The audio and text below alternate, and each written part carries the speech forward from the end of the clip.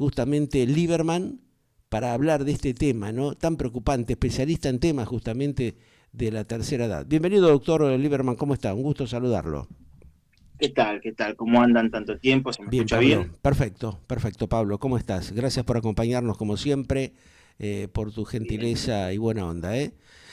A ver, Pablo, ¿qué se puede decir cuando realmente vemos las atrocidades que se están cometiendo con nuestros mayores en la Argentina? Esta manera de depredar día tras día un poco más a nuestros mayores, a todas aquellas personas que han hecho un sacrificio tremendo a lo largo de su vida, haciendo aportes al Estado Nacional y que ahora justamente le devuelvan ese esfuerzo, no reconociéndolo, sino dándole cachetadas todos los días, ¿no? Esta represión que se ha visto vergonzosa, ahí tendríamos que preguntarle a la ministra Patricia Bullrich si ella no tiene padres, si no tuvo abuelos.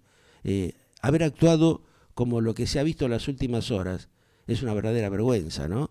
Me gustaría tener tu reflexión al respecto, Pablo. A ver, obviamente que uno, digamos, repudia todo lo que viven los jubilados, porque en definitiva hicieron un esfuerzo, trabajaron toda su vida para llegar a una vejez digna, Ujú. ¿sí?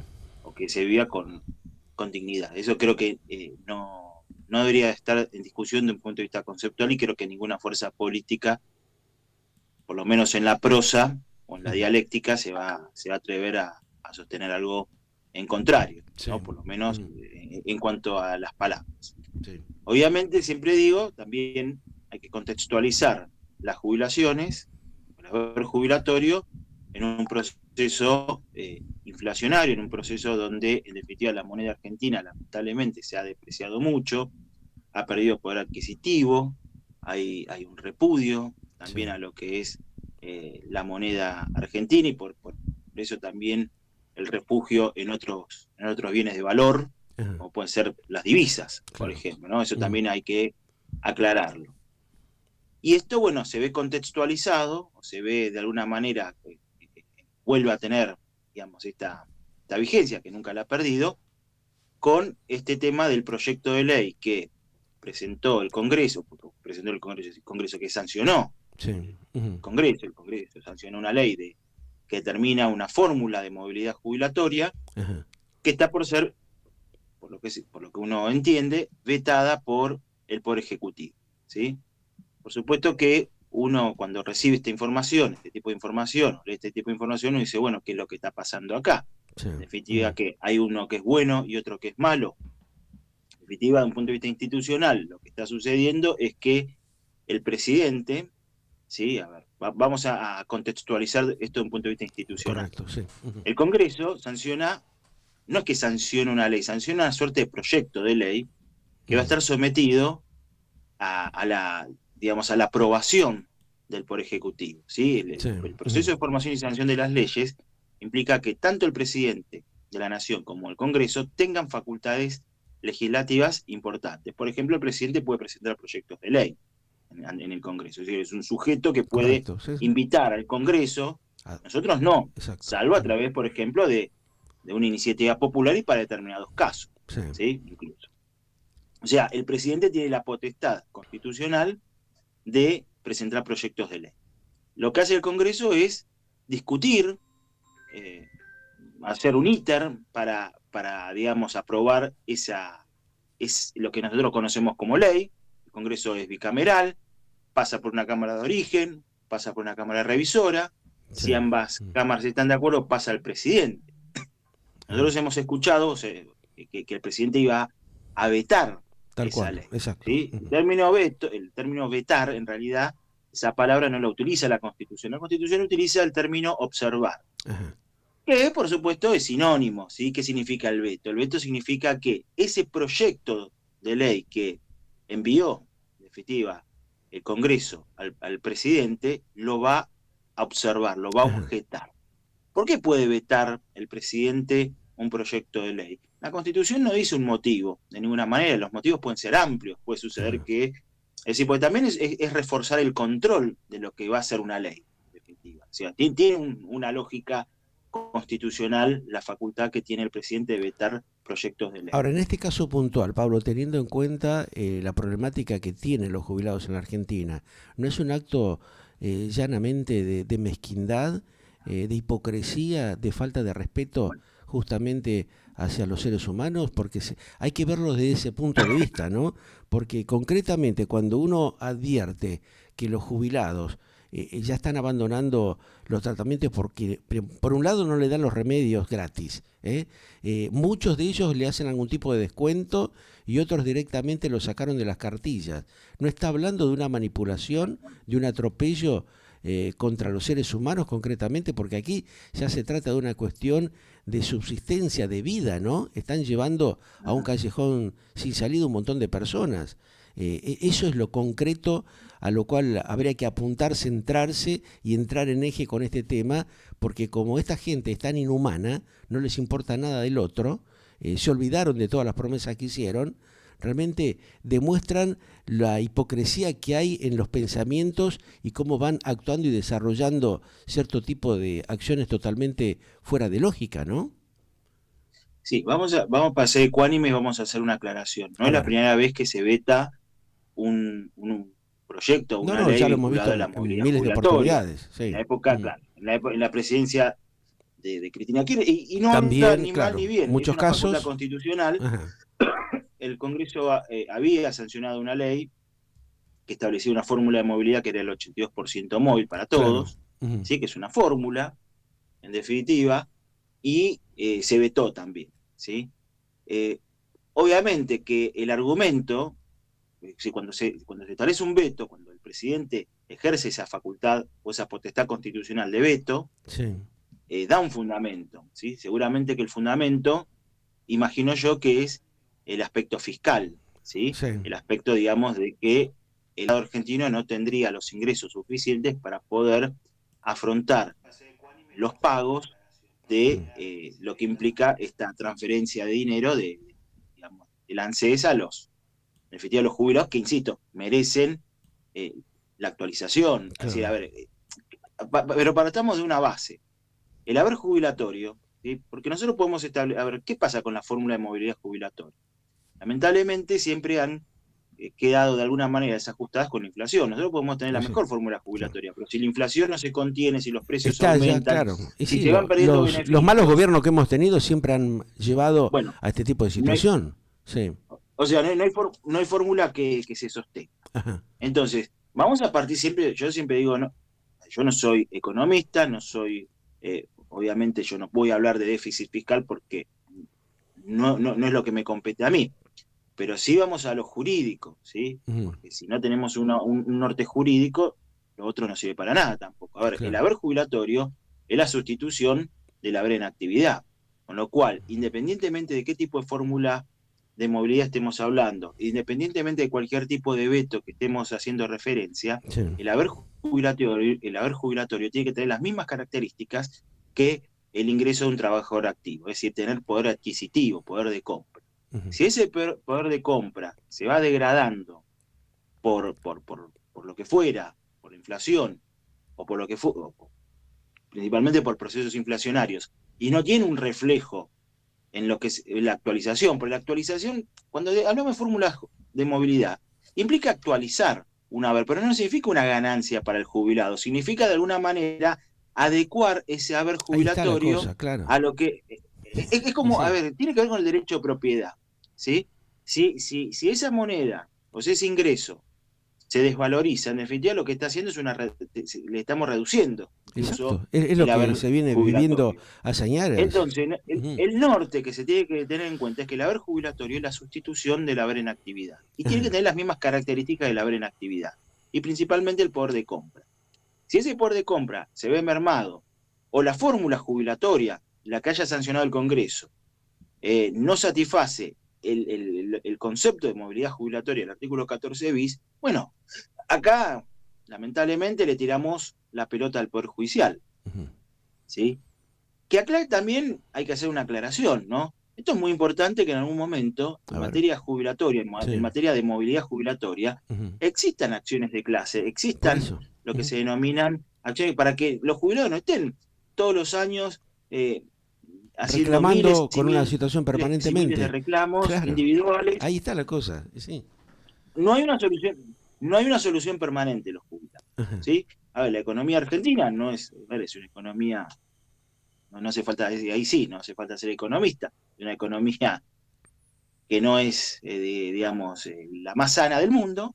Y bueno, por supuesto que estas son consecuencias, ¿no? El tema de Totalmente, no claro. alcanza el dinero, no alcanzan los Y ingresos, sí. los aumentos, por decir, de los remedios o de las prepagas, Ujú. que muchos jubilados tienen que tener aparte, Son no inaccesibles y son acompañan prohibidos, el Pablo. avance. El tema está ahí. Esto que vos estás planteando, aparte lo están certificando el mismo centro, por ejemplo, de profesionales farmacéuticos argentinos, el CEPROFAR, que están hablando de una catástrofe sanitaria. A ver, ¿se entiende esto? Yo lo planteo para los funcionarios, No, por ¿no? supuesto. Esta Sí, catástrofe que está sí, claro. generando el propio Estado, el propio gobierno, porque esto ya viene de arrastre, ¿no? Lo hemos dicho, no es que, bueno, toda la culpa la tiene Jabo Milei. No, no, no, perfecto. Acá hubo un montón de desprolijidades con organismos, el desastre que han provocado en el PAMI, desde funcionarios o ministros que han actuado, que ahora, bueno,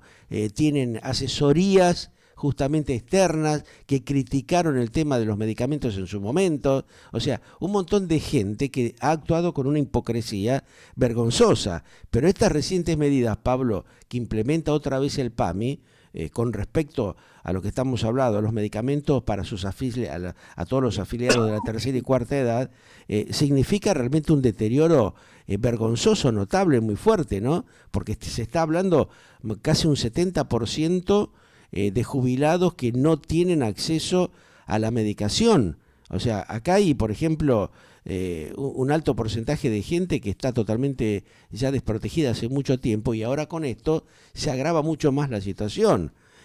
Hay un promedio, ponele, de 44 principios activos que representan un rango de 2.400, ponerle 2.500 medicamentos de distintas marcas y presentaciones. O sea, hablamos de los comprimidos, de los productos para dermatología, etcétera, que pasaron de la gratitud a descuentos del 40%. Lo está planteando el propio director del Centro de Profesionales Farmacéuticos. O sea, en las últimas horas, Rubén Sagem, del CEPROFAR, dijo ya que la mayoría de esos remedios, es decir, mira, más de 1.500, 1.600 presentaciones, bajaron del 100% al 40% de bonificación. Si los jubilados no podían comprar hasta la semana pasada un montón de medicamentos, hoy ya no van a poder comprar ninguno. Esa es la triste realidad. O sea, hay que concientizar a la sociedad, a la familia argentina, el tremendo daño que se le está haciendo a los papás, a los abuelos, que realmente no van a poder, si no tienen la ayuda directa de los hijos o de otro familiar, mantener la compra, la adquisición de los medicamentos. Esto es gravísimo. Obviamente, uno, por supuesto, coincide en esto y digo lo que siempre sostuve, ¿no? Las políticas públicas tienen que ser claras, transparentes, Ujú. transmitir realmente y explicar por qué. Porque uno puede entender incluso, vamos a poner en abstracto, uno puede entender una rebaja.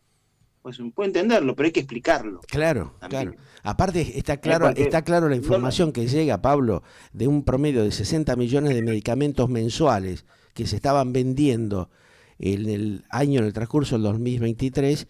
Este año se bajó a casi 40.000 millones de unidades. Vos fíjate que ahí tenés arriba de 10 millones de unidades, o sea, que medicamentos no están circulando. Eso te está hablando a la clara de la gravedad de la situación. claro, por supuesto. A ver, insisto, esto lamentablemente, si el Estado, y cuando los poderes, cuando digo el Estado, estoy hablando de los poderes públicos, no pueden esto resolverlo de manera eficiente, inteligente, porque esto, ¿qué es lo que Sí, genera? Genera, yo puedo hablar más de amparo de salud y metí, ¿qué genera claro. en un momento? Bueno, pero ahí Más también ahí amparos, tenés una implica, situación de altísima gravedad. Vos viste lo que está pasando. Algunos jueces se expiden, otros todavía están dando vuelta. Y cuánta gente ha muerto ya? ¿Cuántos bueno, integrantes de la tercera y cuarta edad han muerto por no recibir la atención o los medicamentos que deberían haber recibido? O sea, acá hay responsabilidad directa del Estado argentino y de los funcionarios que generan este tipo de accionar. el tremendo aumento de las prepagas que ya mucha gente no lo puede sustentar, no pueden pagar los tremendos aumentos que provoca.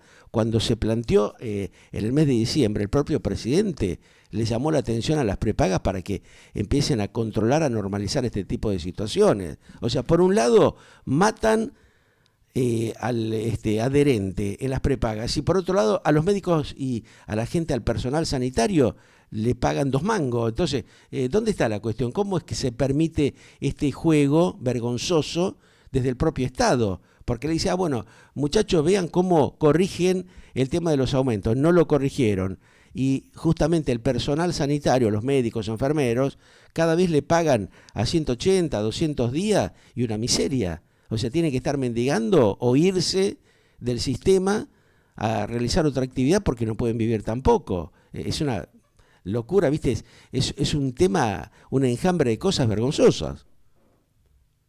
No, por supuesto, digamos, por eso digo que este es un dramón, ¿no? Que está, digamos, que está viviendo, digamos, la justicia, digamos, la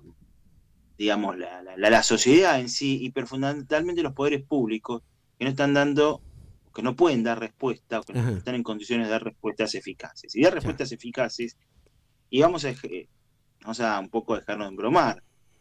Yo puedo hablar más por la justicia, ¿sí? La justicia no puede seguir estando con casos individuales, homogéneos, claro, estandarizados, señor, cuando pasan este tipo de tragedias. Porque es una manera de presionarles, porque ¿qué pasa? Hay que ser responsables, hay que ser responsables. Sí. Actuar de otra manera. Hay momentos que uno no sabe quién tiene razón o no. Pues yo insisto, yo soy abogado, soy conciliador, no es que soy conciliador de profesión, pero tengo que ver los grises. Entonces yo, en alguna hipótesis, puedo entender la postura de un gobierno de turno, el anterior, pero cuando hay una conflictividad tan homogénea, y uno observa que las personas de manera individual y con muchas dificultades tienen que acudir a los tribunales, y los tribunales no logran dar una solución colectiva al tema, uno ya no sabe si realmente esto es algo adrede o forma parte, digamos, del juego. Sí, bueno, mira, yo voy a hacer tal cosa, vos de alguna manera no quiero decir la palabra encubrir, pues no voy a acusar. Sí, apañar de manera encubierta las cosas, ¿no? De alguna manera dejamos, a ver, ¿cuál es la mejor manera, de alguna manera, de hacer pasar un elefante en la 9 de julio? Meter 30, no sé, 100 elefantes.